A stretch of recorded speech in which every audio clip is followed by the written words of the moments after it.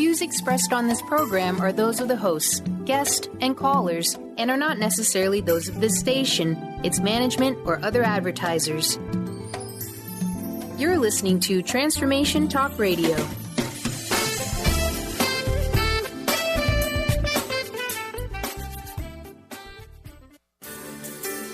On the cutting edge of the new mainstream, Christine Upchurch is passionate about bringing together science, psychology, and spirituality in a way that can be applied to our everyday lives for true transformation. The Christine Upchurch Show, stellar conversations to illuminate your journey, engages some of the most inspired visionaries on the planet in lighthearted, lively dialogue. Join us as we explore the expansive nature of reality in a down-to-earth way, offering you insights and tools, empowering you to become that bright light you're meant to be. Now, here's your host, Christine Upchurch.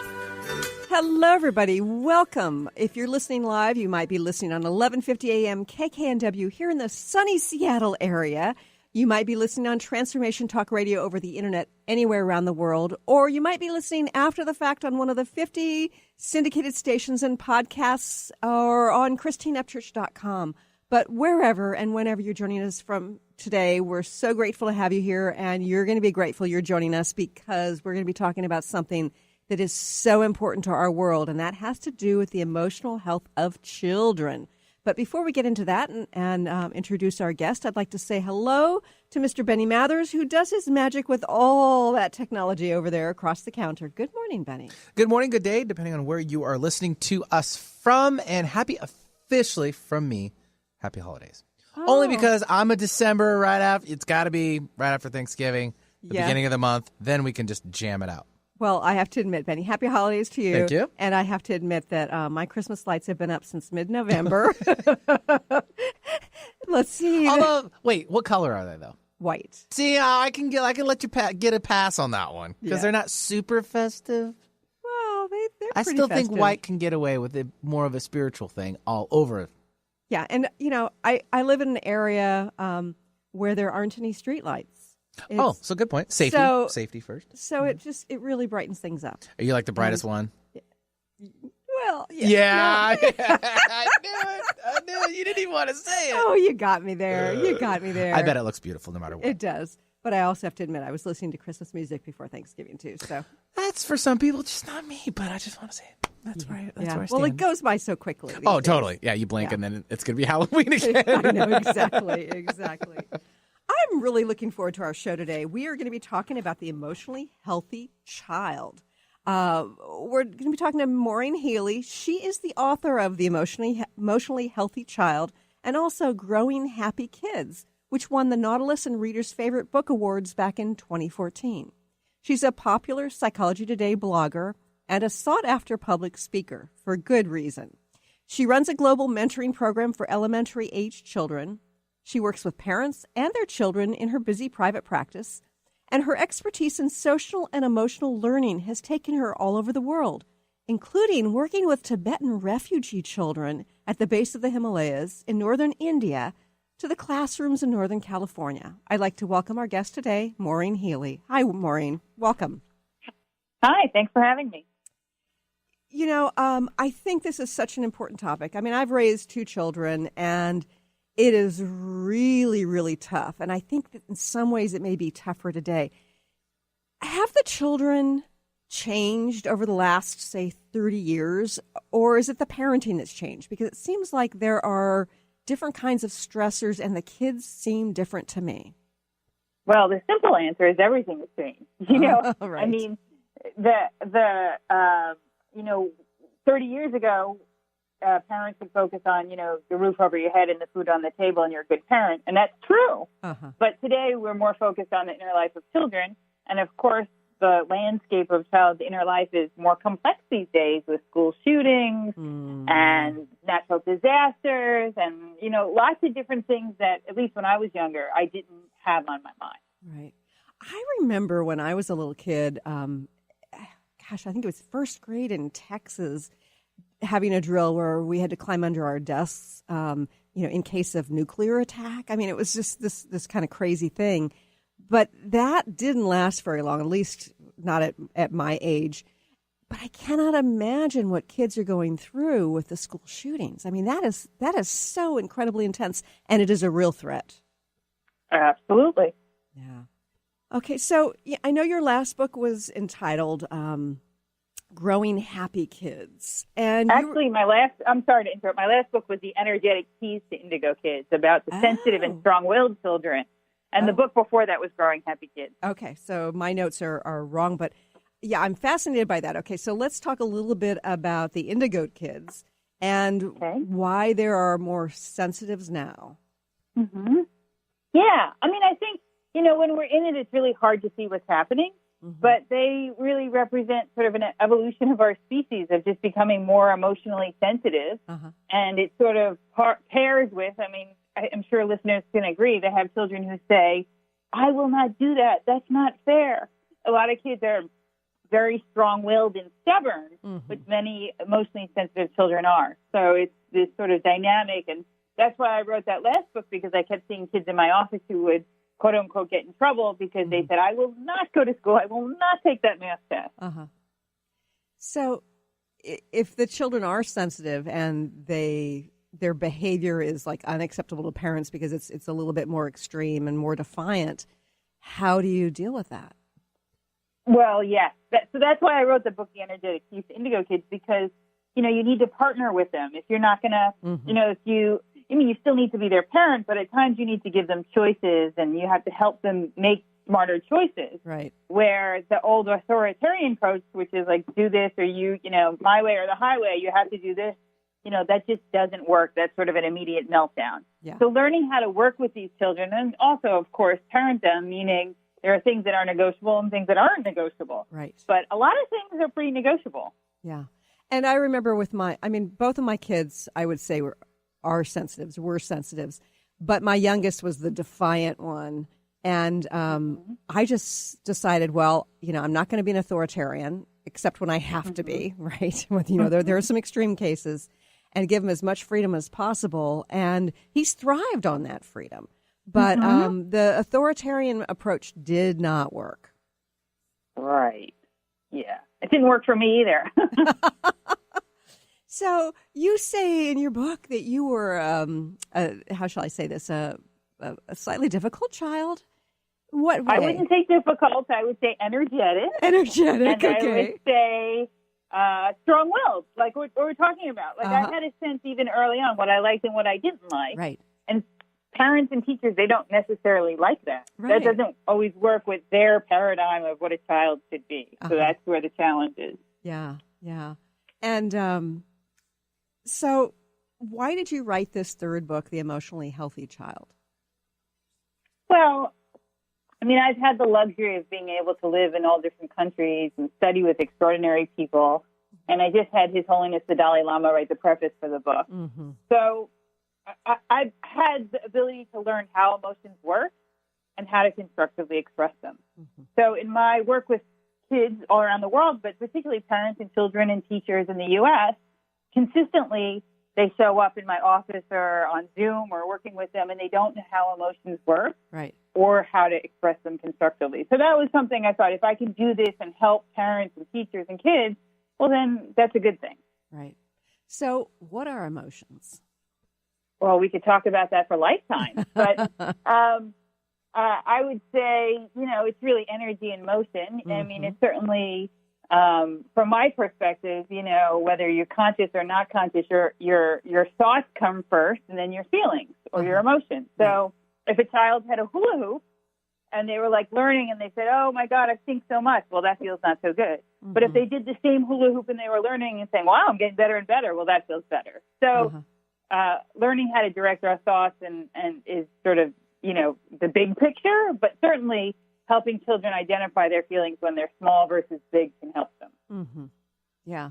And I did that with my kids. It sounds like you're feeling such and such, try to validate their feelings, get them to become aware of them.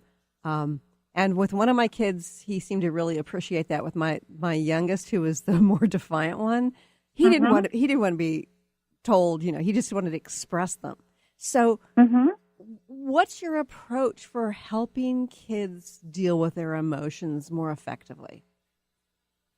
Well, I think I mean, if you were saying, like, what is an emotionally healthy child? The starting point is learning how to identify their emotions. And then the next point would be how to constructively express them.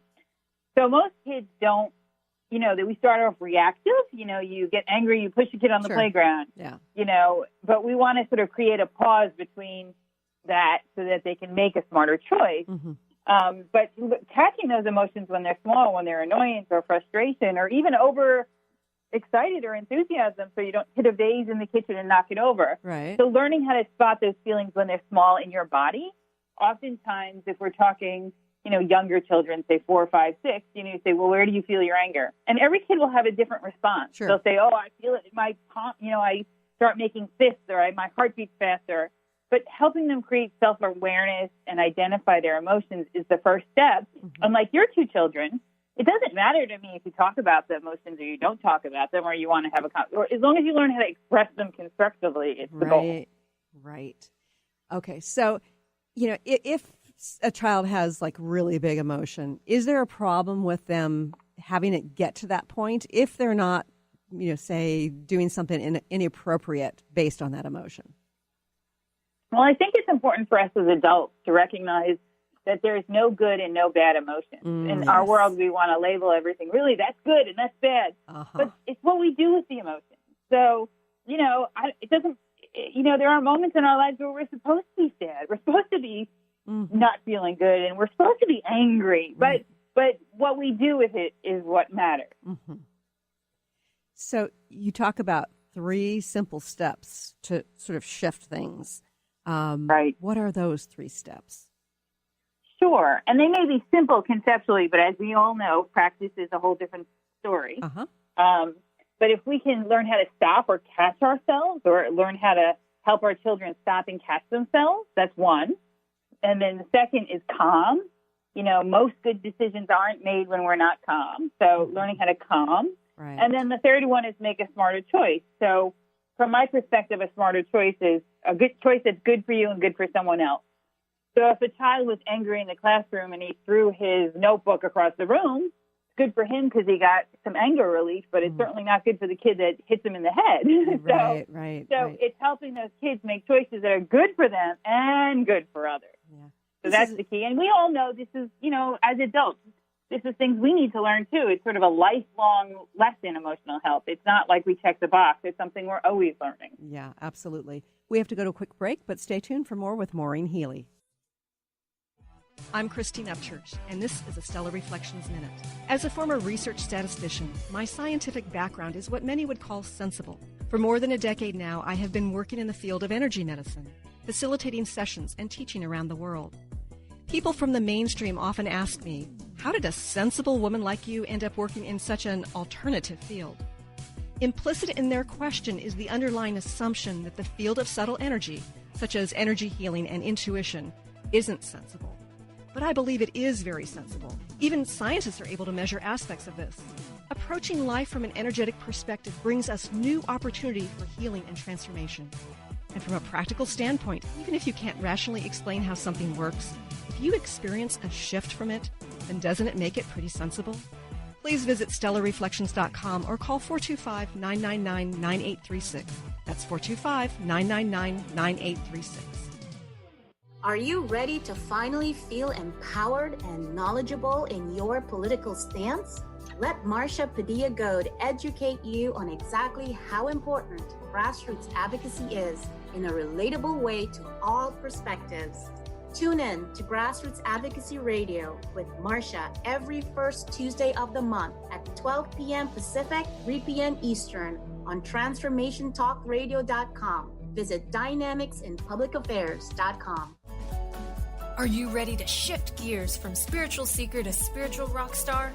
Let Nova Whiteman be your aligning force that will help you navigate the ups and downs of this human experience.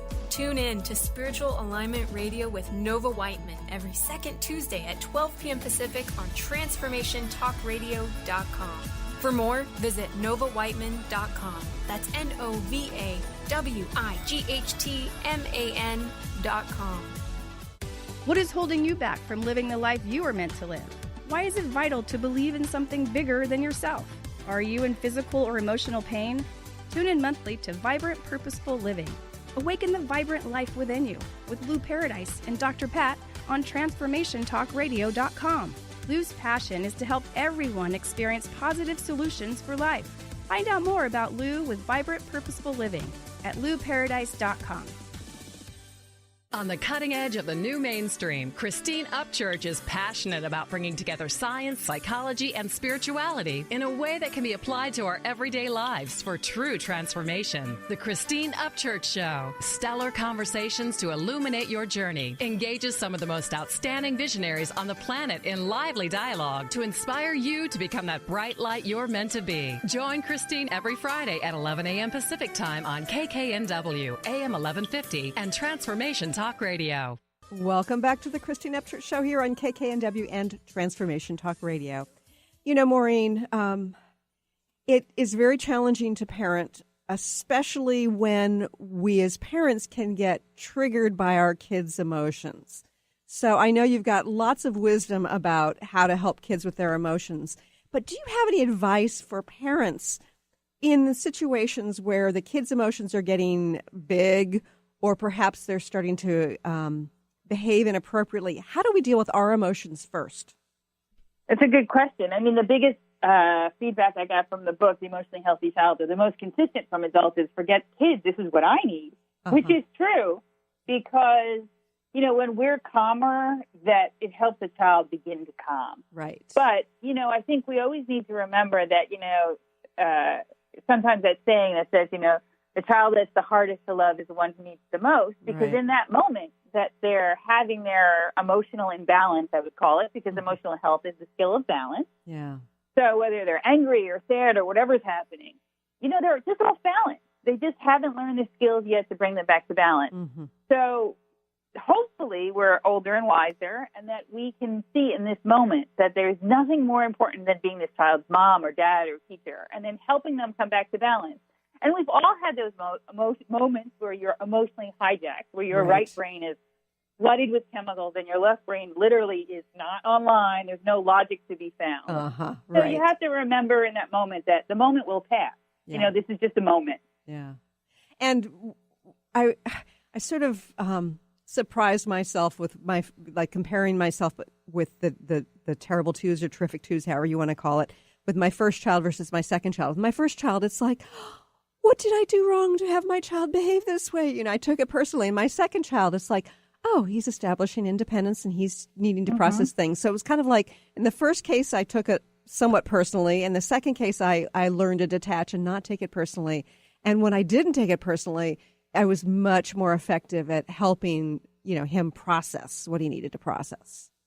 Right. That, and also that, you know, at least in Western culture, we often get so caught up with looking perfect or not being embarrassed. Right. But, you know, kids are kids. They're supposed to be kids. That's the whole goal. You know? Yeah, exactly. They're not supposed to be reformed adults yet. They're kids. That's the way it works. Yeah, yeah. Okay, so can you give us some examples of kids you've worked with and offered this 3-step process to the parents and the kids and watched their behavior shift? Sure. I mean, one simple example, and it's not simple, but, you know, I had a child that I work with, and she just got frustrated and angry. And, you know, she landed in my office because she threw a chair across her third grade classroom. So not so good. No. But, you know, when I brought her into my office, we talked about it, and there was more that when I found out made sense. For example, the classroom was talking about fathers that day. Her father's actually in prison. You know, there was a lot of triggers going on. Yeah. So really getting underneath what the issue was and coaching her about emotions. But, you know, I think a pivotal tool that I have in the book that's really helpful is the SMART Choices checklist. So I talked to her about, like, okay, when you get angry or frustrated or annoyed, what are 3 smart choices, things that are good for you and good for others that you could do in the classroom? So we identified, you know, I could take a walk, I could talk to the teacher, I could go to the bathroom and splash water on my face. And you can do that same thing at home. You know, what can I do? I can jump on the trampoline, I can sit under the tree, you know, I can pet the dog. So, and then you hang that up, the Smart Choices checklist. And if you see your child having a rather big emotion, say, you know, go to the Smart Choices checklist, you know, pick something, or go to the trampoline and I'll set a timer and come back in 10 minutes. And invariably, in 10 minutes, you feel better. So helping children really identify that in that moment, they don't have to be running on automatic. They can stop and make a different choice. Yeah. And one of the things that feels really important in this example is her big emotions and inappropriate behavior based on those emotions, but ultimately served as an opportunity for her to explore some of her feelings about her father being an absent father in prison. And right. That seems important. Yeah. Well, yeah. I mean, I think the important piece is that any emotion that we have can be used. It's not wasted. Uh-huh. We can say, well, what can we learn from this? I mean, if you learn from something, it's never a failure, you know? Right. So, like, what can we learn? How can we grow from this experience? We all have enough mud in our lives to plant positive seeds and grow flowers. But do we do it? It's up to us, right? Yeah. So you talk about happiness, and you say that happiness is not the most important thing. What is more important than happiness? Sure. I mean, I'm not going to lie. Happiness is pretty darn important. But the idea of wholeness, the idea of being able to experience all of your feelings and then learn how to constructively express them. So the child who is having a crummy day doesn't come home and put a smile on his face and repress his feelings and say, everything's fine. You know, he says, hey, today didn't work out that well. I may want to talk about it. I may not want to talk about it. I may want to shoot some hoops in the backyard, and that's fine. But they're honest. They're authentic. They're not repressing their feelings. They're not, sort of zoning out on digital devices. They're not eating candy just to numb themselves. They're not, teasing their siblings just to, get it out. Sure. I mean, not that those things mean you have an unhealthy child. It just means those aren't characteristics of emotional health. And you need to learn how to feel whatever feelings. And that means as parents and adults and teachers that we don't hide when we're having a crummy day. Right. That, we don't put our kids only in a bubble and only show them smiley faces. We say, you know what, I had a flat tire today and it was a bummer. You know what, but we got through it together. I called AAA. Next thing I know, it was fixed. The kids see us moving through challenges and that we're not devastated by them unless they're obviously appropriate to be really having those emotions. But, they see us working through things and getting through it together, I think, is important. Yeah, I think that's really important because I think that there are plenty of parents who try to shield their kids from their own processes and their own what they call negative emotions. And that does a disservice to the kids, is what you're saying. Yeah, I mean, obviously age-appropriate ways. We don't want to bring the kid in and say, hey, we're going to have a mortgage issue. But we want them to know that we have all the feelings that we have. We have all of them. And that, we learn how to identify them and release them constructively. I mean, the science shows that children as young as 2 and 3 have shame, have embarrassment, have jealousy. I mean, they have such deep feelings that they need to really learn, what are these feelings and they're okay to have. And let's just learn how to let them out and release them constructively, whether it's taking deep breaths, whether it's coloring. And, as you advance in age, all different tools. Right. But learning how to do that and have a mom or a dad or a family member or a community member that has somewhat of a good role model, meaning I go to yoga or I walk with my friends or I connect. There are ways that really help. Right. And you were mentioning before about the distraction with technology. And I think that a lot of kids and a lot of parents are going down that road. What are the issues with that keeps a child from being emotionally healthy if they use that as their distraction? Well, I mean, listen, if you're sick with the flu, go watch a movie. I think that's fine. But you don't want to numb yourself and not feel a feeling and suppress it all the time. You want to be able to have healthy emotions. And my issue with technology is that we want to just, the way you want a child to make healthy choices in real life, you want them to make them online and you want to mentor them. And I think that we need to continue to show real-life interactions. So, like, if we're at the dinner table, have a basket outside the dinner table and say, all right, everyone, put your phone in the basket. Let's have 20 minutes for dinner. Right. Unless you're a brain surgeon or you're delivering babies, you might need your phone. Right. But besides that, let's do it. And then just showing them there's times to turn it off or turn it on. Like, they have Wi-Fi control devices. So in our house, we set rules. We set agreements. At 9 p.m., the Wi-Fi goes out, it goes out for everyone. So, I mean, I think it's just modeling and connecting with children and not not like we talked about earlier, authoritarian. It's not always like this way or the highway. It might be like, hey, what do you think is fair?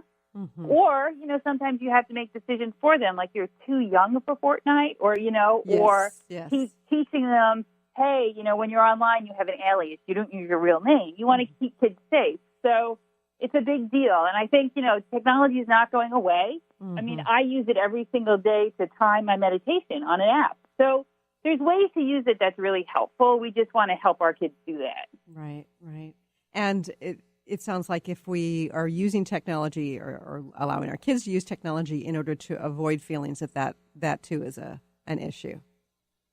Well, I would say, like, if a kid is really constant, like, the thing is, it's a biological issue, technology. So when you get a like on Instagram or Facebook or your friend texts you, you get that feel-good chemicals in your brain. Right. So if you're constantly on it and you can't put it down without a screaming match, well, then we have a problem. So that child has more of an addictive personality and something going on. So that's not a healthy relationship with technology. So we want them to be able to disengage in healthy ways. So, So, being able to use technology is good, but you don't want to use it you want to use it in a healthy way. You don't want to only be on technology without, quote unquote, real life relationships either. Yeah, that makes sense.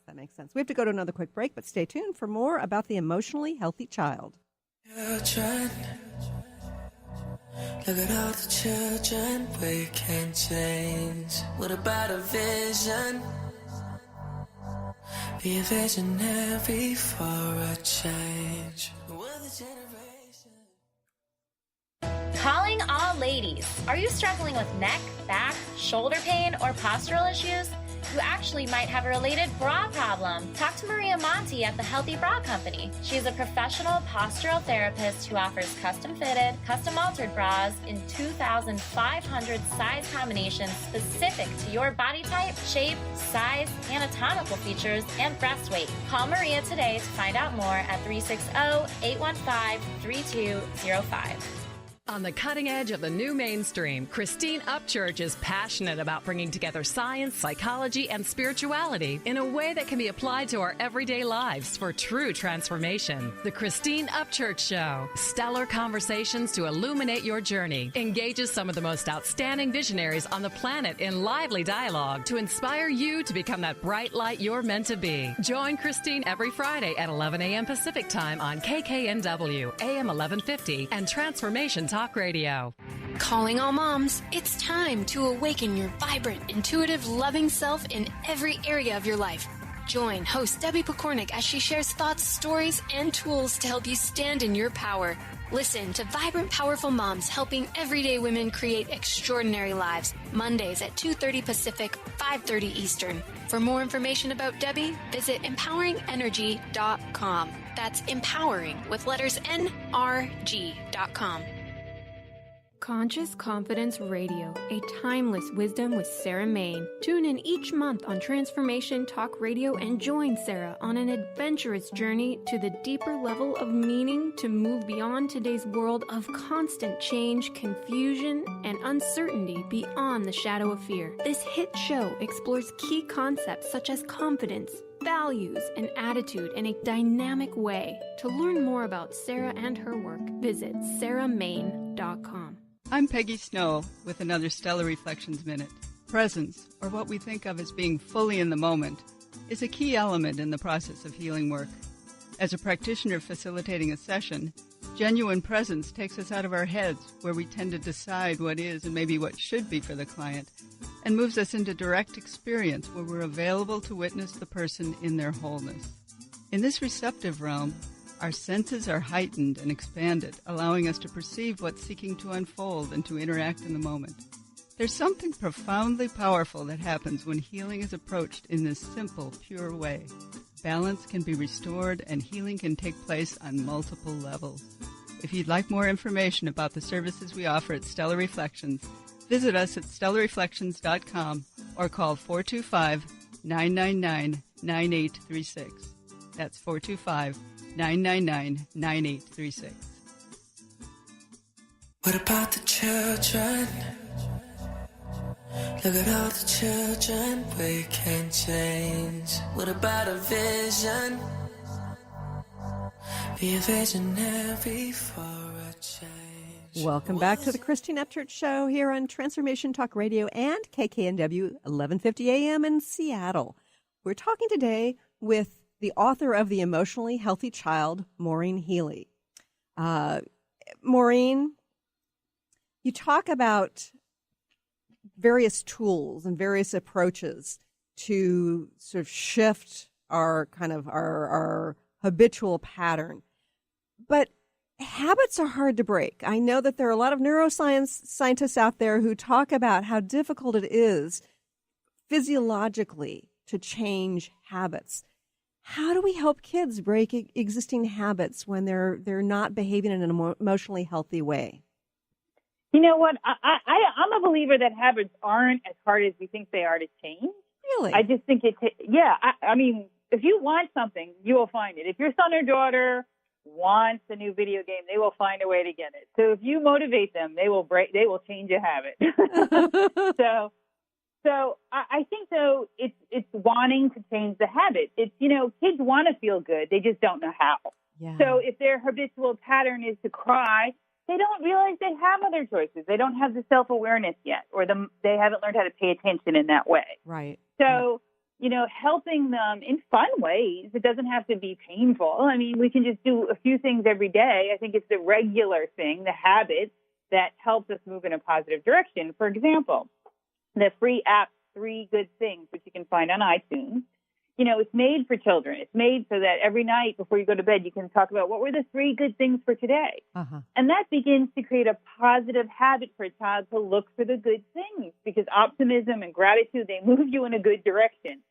So that's a good thing. But also, if a child is in that habitual pattern of pushing or screaming or crying or whatever it may be, helping them recognize, what they're doing, and then they can change. And it may not be that the parent is the right person to coach them. Maybe it's a coach, a teacher, a therapist, but someone can help them in that point. Right.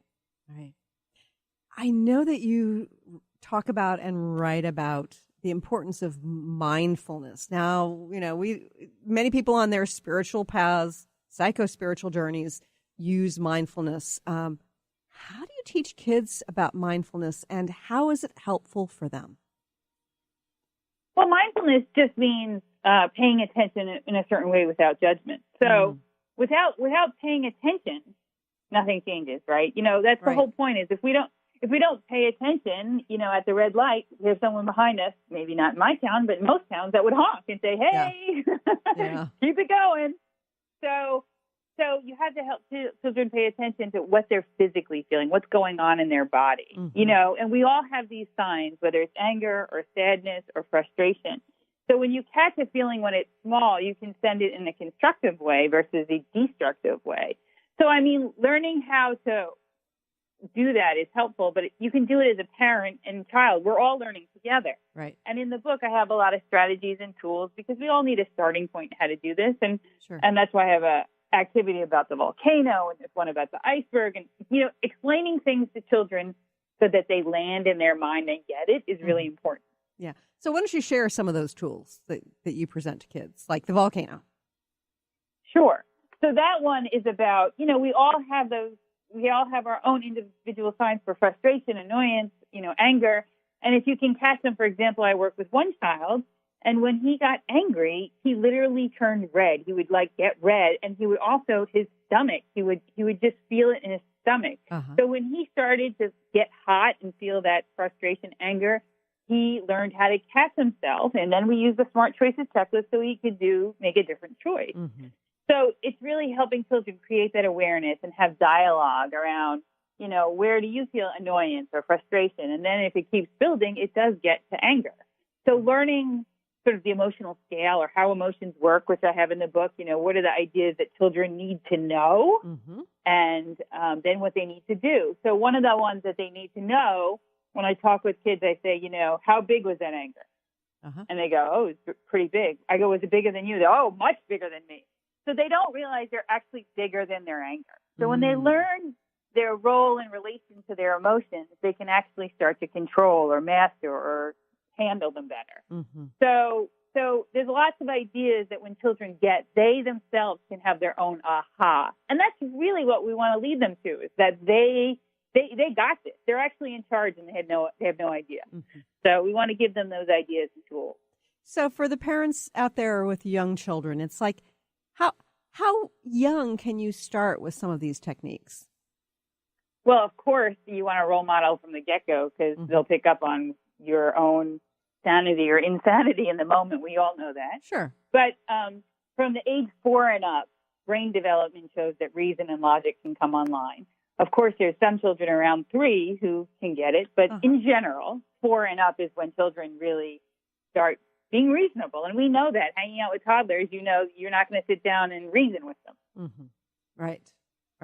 So with your approach, it's basically taking, I don't know, this is sort of a simplification, but I think you talk about this too, the right brain, and then getting the left brain online to get engaged with the basically the behavior and the reaction to what's going on in the right brain, so to speak.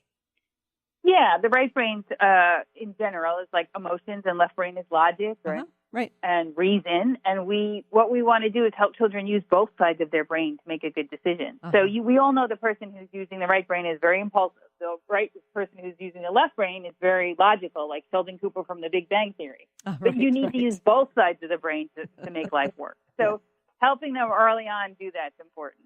That makes sense. Okay, so how late is too late to start with this process? When you're dead, but besides that, nothing.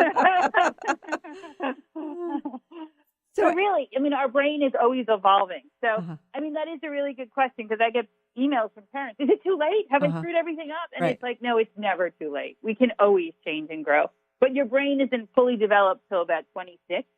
And that's when judgment, your prefrontal cortex, comes online. So, but our brain is dynamic, so it can always change. So, the age 26, is that the same for females and males, or is there a difference there? That's a good question.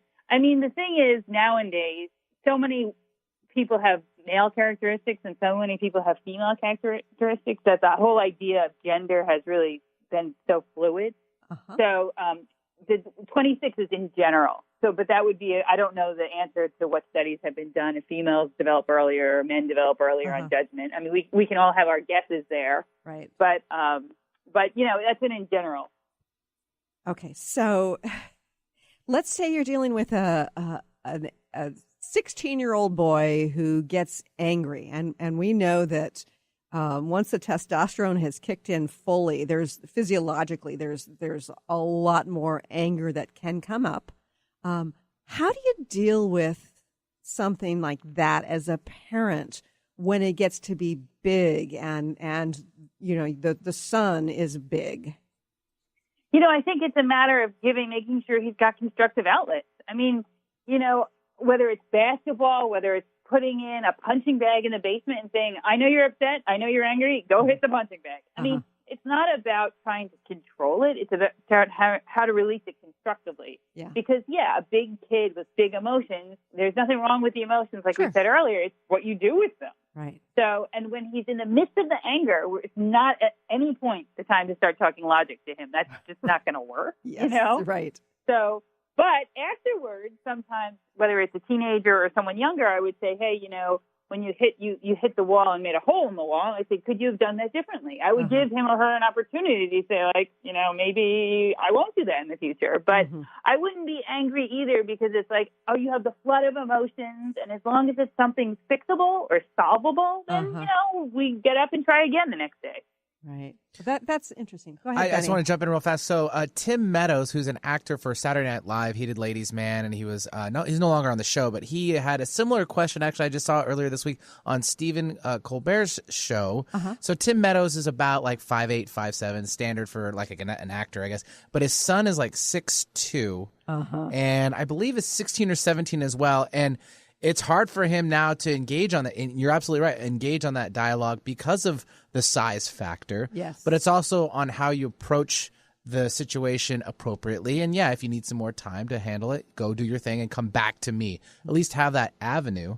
which was one thing they discussed. And then he also kind of, since he's a comedian too, he kind of made joke on like, if I was going to yell at him, I have to be on the other side of the room, so at least I can get like a size reference. So like on the distance and like, okay, now I can see him over there at my size over here. Yeah. Well, as a 5'2" mom, it's it can be a little intimidating to see that, to feel that energy and have that size differential. Yeah. Let me stand up on this couch real fast. Right. But we all know that true power comes from within. Yeah. So of course. that's just sort of an illusion. You know what I mean? But it's a very persistent one, like Einstein would say. But it is an illusion. You know? Right. Although sometimes it might make sense to sort of get out of the way of the angry teenage boy, just so that they have the space. I would send them in a healthy direction and say, you know what, when you've cooled down, let's chat about it. But in that moment, I would not, in my size either, I'm 5'4", I would not be like, hey, let's hang out and chat about it. No. Yeah, exactly. We're going to go to another quick break, but stay tuned for more with Maureen Healy. Have you been seeing numbers like 111 and 222 everywhere you go? Do you feel that the universe may be trying to get your attention, perhaps offering a message of some sort? As it turns out, numerical patterns and certain types of geometry form the very fabric of our reality, from cells under a microscope to the astronomy of our night sky. At Stellar Reflections, we offer special sessions which tap into these patterns, designed specifically to support you on your journey. The 111 and 222 activations are sessions activating new patterns in your energy field, which in turn can help you create new patterns in your life. After just one session with a practitioner, either in person or via distance, clients report gaining greater clarity, becoming more intuitive, and honoring their inner truth as they move forward in their lives. Curious about what these transformational sessions might do for you? Call 425-999-9836 or visit stellarreflections.com. That's stellarreflections.com. Heaven on Earth, your online school of divinity, building your inner coach as you lay down your foundation in the new earth with you as the authority. Take action now. The number one challenge people face every day is the negative voice in their head. We work each day to turn negatives into positives. It's all a matter of perception. Our challenge at this time is to remain intensely positive and focused, creating the world we wish to live in. Wake up on purpose with Cornelia's daily online positive messages guiding us in the new paradigm. Raise yourself into happiness and inner peace daily. Elevate your personal frequency, free from negativity, and reprogram yourself step by step, shifting your energy patterns with positive repetition, daily building your new earth with someone you trust. All the heavy lifting has been done for you. Wake up happy with Cornelia Stephanie, VIP.com. Try free for 7 days now. I'm Christine Upchurch, and this is a Stellar Reflections Minute. Years ago, when facing cancer, without any immediate treatment options, I sought healing by making various life changes. For a while, I followed a very restrictive diet. I often found myself obsessing about which foods were good and which ones were bad. Then one day, I realized I was consuming foods based on fear of not getting well. But I didn't want to make choices out of fear anymore. I decided it was far better for my immune system if I allowed myself to experience the joy that came from, say, eating frozen yogurt, than it was for me to ingest the fear that came from avoiding it. Now, instead of choosing healthy habits based on fear, I try to make choices because they feel right and ultimately bring me joy and ease.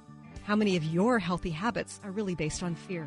Please visit stellarreflections.com or call 425-999-9836.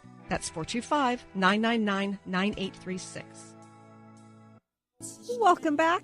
We're talking with Maureen Healy. And Maureen, before we go any further, I want to make sure that our listeners get a chance to figure out how they can connect with you once this show is over. What's your website? Sure, growinghappykids.com. Okay, that's growinghappykids.com. And Maureen, what is it that you offer?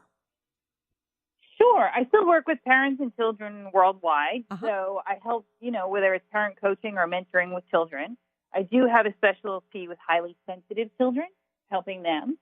And I do a lot of speaking at schools and a lot of different events.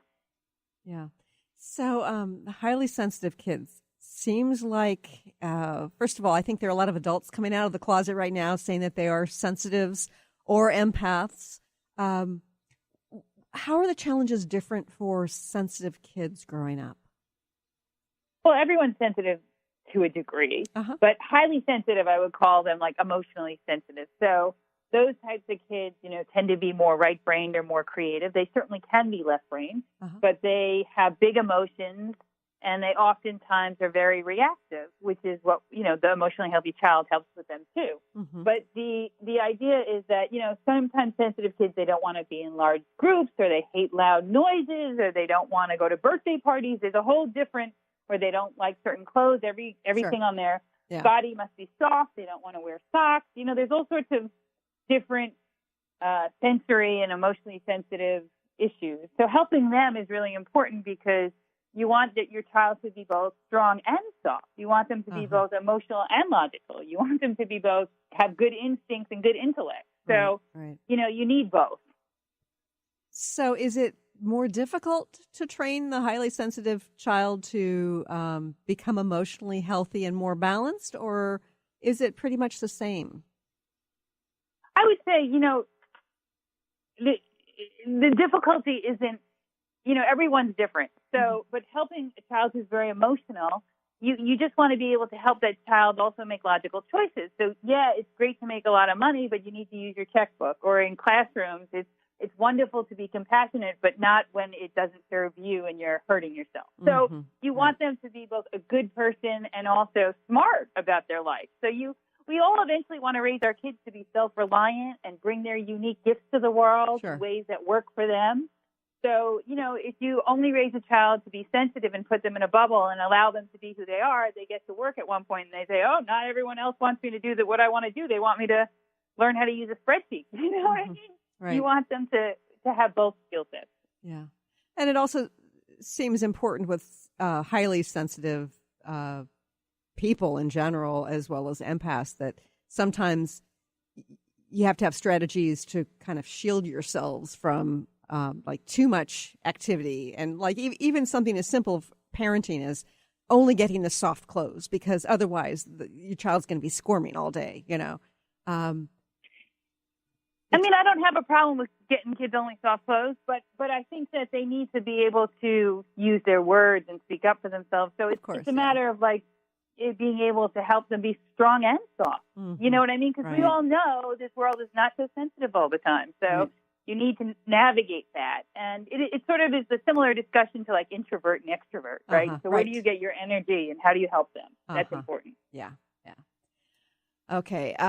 One of the things that our kids are facing these days, and it's so incredibly tragic, horrific, and it doesn't just affect the older kids, but younger kids as well, and that is the school shootings. How do you help kids navigate the emotions, that like underlying fear that exists, and sort of get through their day and learn what they need to learn and be happy? Yeah, I think that what we talked about earlier about paying attention in a certain way without judgment, or the mindfulness, is important, because in the present moment, everything is well. But if we're afraid it's about something that just happened, or we're afraid of something that's going to happen. Right. So I think tools to get a child back to the present moment are important.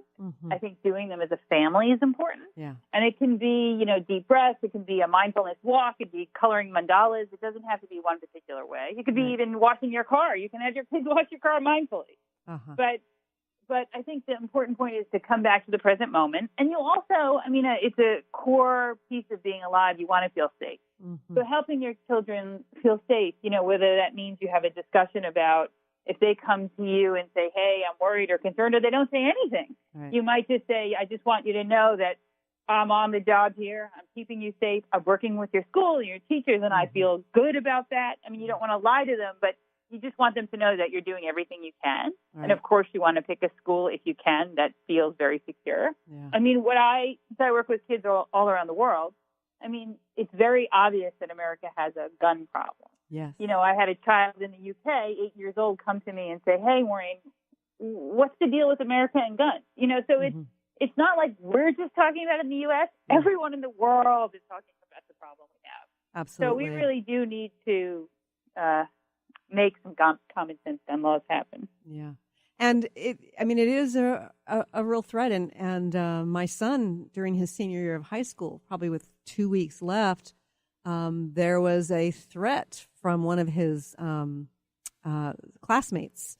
And the boy basically said on social media, I don't fit in. Maybe I should kill myself, or maybe I should kill everybody at school.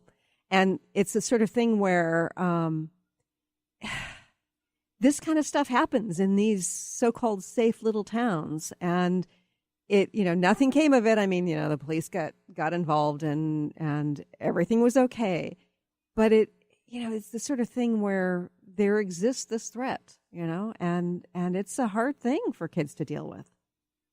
Yeah, and I mean, from my perspective, that's why I do the work that I do, because you want children to grow up emotionally healthy. So you want them, and oftentimes, with the change in society and different things, it's not always coming from the home. So we want the classrooms to be where, a lot of kids find out what are emotions, how do I release them constructively? Yeah. Because it's very easy to have a trauma, whether it's bullying or something else, and kids go down the wrong path. Right. So and that's such an important point. Yeah. That's why I'm committed to this. Yeah. So it's not just about the parenting. And so do you feel like schools have kind of dropped the ball in terms of teaching children how to be emotionally healthy?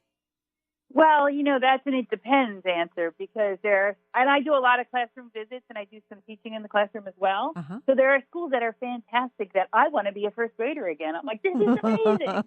And then there are schools where I'm like, oh my God, how do I get out of here? Uh-huh. So it's not consistent throughout our country, and it will be consistent within the next 5 to 10 years. There'll be emotional health in every classroom because we need it. Yes. But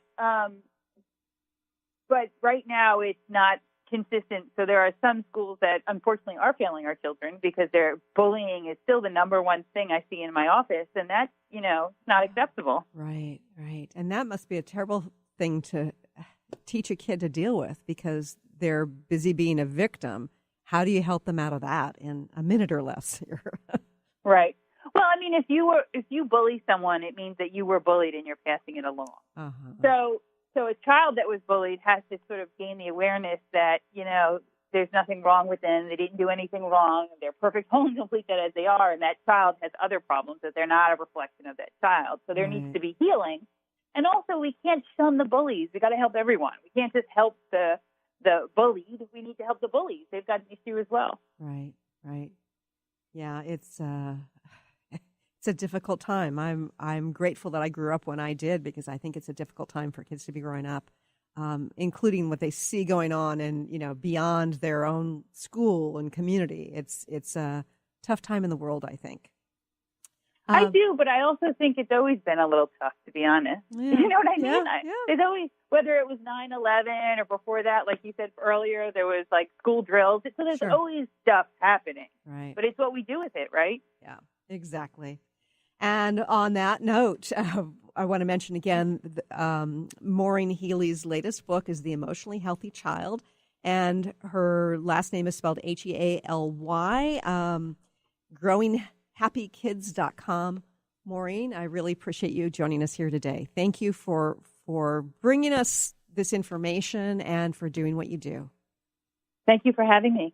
And thank you for joining us here today. If you want to share this, go to ChristineUpchurch.com. By Monday, you'll be able to share this show. And I look forward to talking to you again soon. Bye, everybody. You've been listening to The Christine Upchurch Show, stellar conversations to illuminate your journey. Each week, this show engages some of the most outstanding visionaries on the planet in lively dialogue to inspire you to become that bright light you're meant to be. Join Christine every Friday at 11 a.m. Pacific Time on KKNW, AM 1150, and TransformationTalkRadio.com. For more information about the transformative healing work of Christine, visit www.stellarreflections.com. And for weekly topics, visit www.transformationtalkradio.com.